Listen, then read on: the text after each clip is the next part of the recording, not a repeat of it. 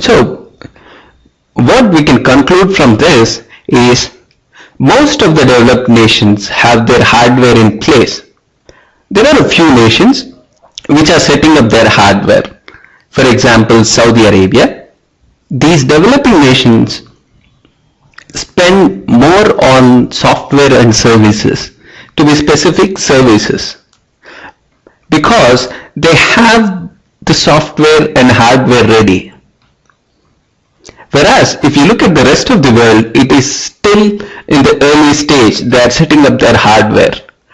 Of course, given that they are setting up their hardware, the poor nations do not have much demand for services. Alright, now let's look at what this means to Indian companies. So let us take the case of Saudi Arabia, which started to set up its hardware during the last year. And so it would be in the process of setting up its software, and then there would be demand for services. So you can predict that there would be demand for services in Saudi Arabia very soon. What does a company do then?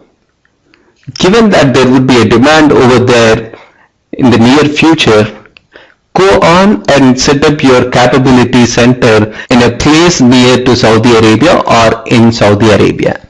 Create demand. For example, there are a lot of other developing countries which of course are spending high on hardware but have also started to spend a lot on services. So they form another potential market. But there is a risk involved in going to these nations. These risks could be anything: political risk or risks due to language barriers and so on.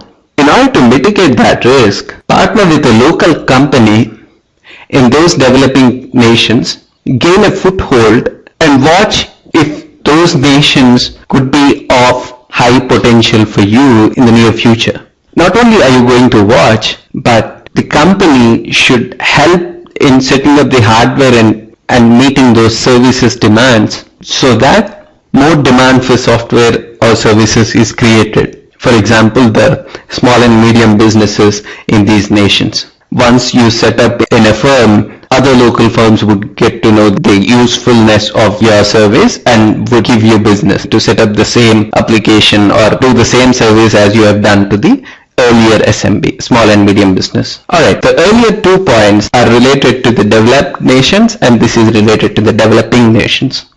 Let us look at what we can do with the poor world. We have seen that they were spending on hardware. So an Indian company can go and partner with the government in these poor countries to build their software and hardware platforms. Once these platforms were built, the Indian company can outsource its work to these more cost-effective locations. These three: meeting anticipated demand from the other developed nations, creating demand from the developing nations, and ensuring a cost-effective supply from the poor world, can diversify some of the risk which Indian companies are facing in the present scenario.